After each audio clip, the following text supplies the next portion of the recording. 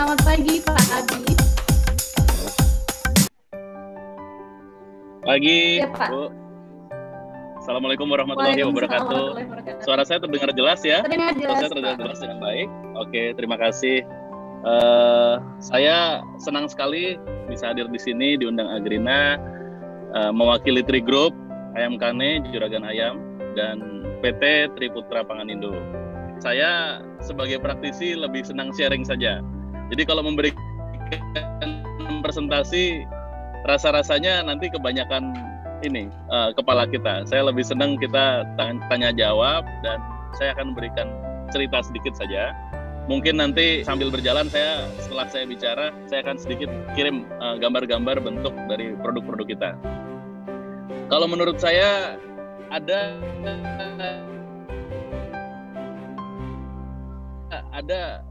hal yang sangat yang tadi disampaikan dari Ciomas, yang saya anggap juga yang banyak menasihati saya sebelum membuat produk-produk yang ada di Tri Group adalah Ciomas tentunya.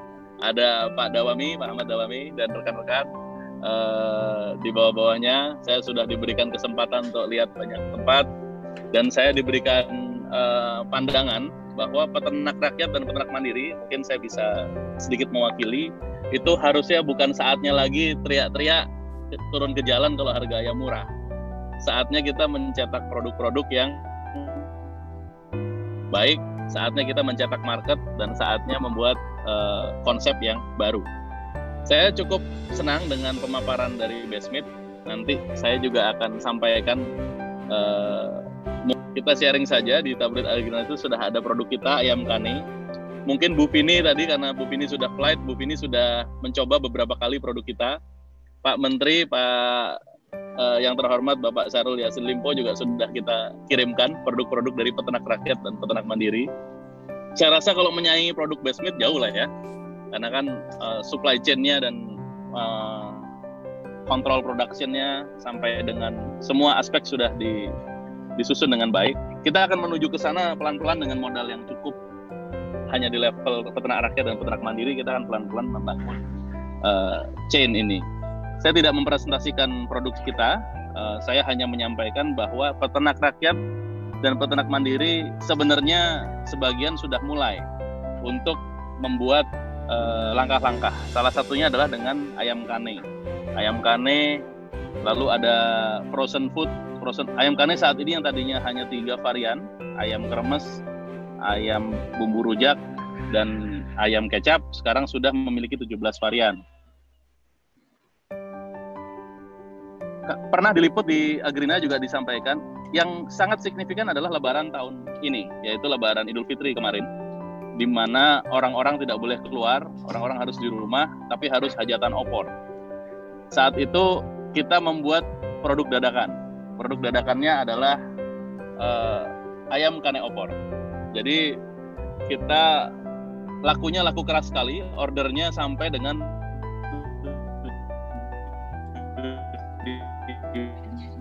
600 piece. Jadi tren baru.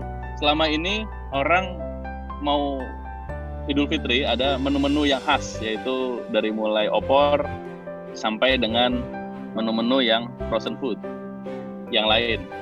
Itu yang non frozen food. Nah, sekarang kita rubah mindsetnya menjadi bagaimana mereka tidak perlu ke pasar, mereka tidak perlu rame-rame ngumpul-ngumpul di dapur bikin makanan yang dengan proses yang banyak. Inilah yang akan kita rubah mindset konsumen di sekitar kita, yaitu dengan frozen food yang sudah dibuat, kita berhasil membentuk Ayam Kane opor. Itu larisnya luar biasa. Dalam 3 hari sebelum Lebaran tuh ordernya masuk ribuan di Indonesia. Alhamdulillah saya melihat peternak menyelesaikan masalah, mungkin hanya menyelesaikan 3-5% saja dari masalah yang ada, dari semua oversupply yang kita punya. Problemnya saat ini adalah kembali kalau peternak rakyat dan peternak mandiri itu ada di permodalan. Permodalan mereka untuk mampu memproduksi hilir dan menahan cash flow-nya itu untuk kembali check in, mereka berarti harus menyiapkan 3 kali modal, yaitu ayam yang pertama kali diternakan, dipanen harus menjadi sekian persennya ke RPA. Lalu yang kedua, mereka harus menunggu pembayaran sampai dengan tangan itu masuk ke hilir, dan mereka harus beli DOC dan beli pakan. Sehingga saat ini kita sedang membentuk PT-PT trading untuk membeli ayam-ayam yang ada di para peternak mandiri. Kita panen, lalu kita potong, dan kita buatkan produk, dan kita sebar ke dropshipper. Gitu. Sebenarnya di kita ada konsep namanya FEDC. Kalau selama ini supply chain itu kan dari penjual ke konsumen. Saya rubah menjadi konsepnya adalah from farmer, E-nya itu entrepreneur, D-nya itu adalah distributor, atau kita kenal di dunia online sekarang namanya dropshipper. Lalu kita rubah ke konsumen, kita kirim ke konsumen. Jadi FEDC. Konsep FEDC ini sudah sangat ramai diperbincangkan di rekan-rekan yang ada di peternak mandiri. Dan saat ini kita sedang memfactoring titik supply kita ada berapa ekor untuk kita arahkan ke hilir. Meskipun hanya mampu memakan 3-5% dari populasi kita. Ini sudah menjadi sebuah progres yang nantinya mudah-mudahan bisa menjadi tonggak awal sehingga peternak mandiri, peternak rakyat tidak pusing lagi untuk menjual ayamnya ketika integrator-integrator besar sedang panen. Saat ini kan semuanya pusing kalau misalnya kondisi seperti sekarang, misalnya hari ini harga live bird 15.000, 16.000, dicoba ditahan di 16.000, kenyataan bisa kadang 13-14.000, HPP-nya 18.000. Sementara kalau ayam kane itu dijual per potong itu bisa 23 sampai 25.000. Sehingga ini menjadi solusi. Kalau misalnya dia proses dengan biaya yang cukup, dengan modal yang cukup, itu mereka selamat dan tidak rugi, minimal di sekian persen dari populasinya. Ini adalah solusi dari peternak mandiri untuk saat ini. Jadi kita hanya menyampaikan bahwa saat ini sudah banyak sekali produk-produk kita yang diterima oleh pasar. Salah satunya adalah ayam kane dan bakso ino. Nah, jadi sebenarnya ayam kane ini hanya awal. Selanjutnya kita ada Hayati Chicken dalam bentuk fried chicken yang saat ini sedang berkembang di Malang, di kota Malang. Meskipun dia di satu titik, dia sudah menyebar ke 20 reseller. Untuk mereka bisa bergabung dengan paket-paket yang juga murah. Bahkan kita sedang kerjasama dengan kartu kredit BCA. Kartu kredit BCA itu rencana orang mau daftar untuk jadi dropshipper kita bisa nyicil. Nah, ini yang lagi kita dalami. Dan kita perbaiki dengan baik.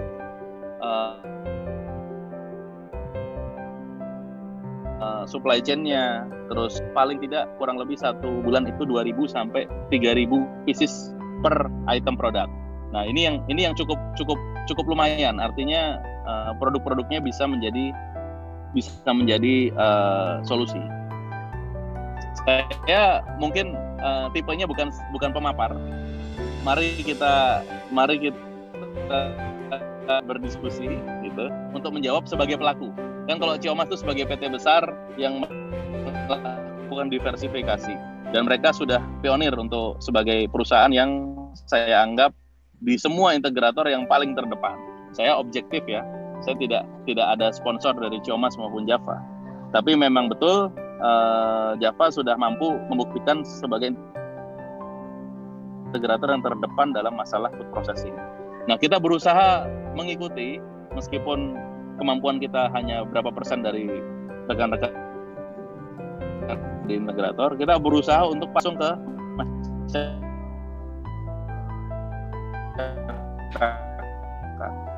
apa nilai lebih kita? Produk kita itu dari yang kurang lebih 48 jam maksimum fresh. Jadi 48 jam maksimum fresh itu menjadi dasar kita untuk, jadi misalnya kita blast, jadi kita potong terus kita blast. Kita blast itu maksimum 48 jam sudah diproses. Dan itu rasanya sangat-sangat berbeda. Sangat-sangat berbeda. Dan itu kita sudah coba tes di beberapa konsumen-konsumen kita.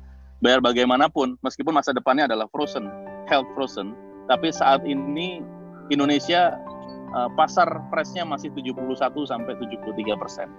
Jadi kita lebih menyasar ke pasar fresh. Bakunya untuk ibu-ibu rumah tangga yang 40 tahun ke atas, menurut riset kita, mereka mampu membedakan itu. Mampu membedakan mana ayam yang produknya lama, produk baru, produk frozen panjang, produk yang di blast dan 48 jam dimasak. Mereka buat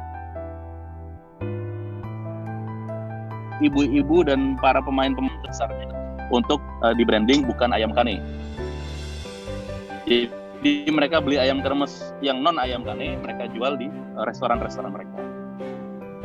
Mungkin itu rekan-rekan di Agrina. Terima kasih pemaparan dari saya. Saya terbuka untuk tanya jawab. Terima kasih. Assalamualaikum warahmatullahi wabarakatuh.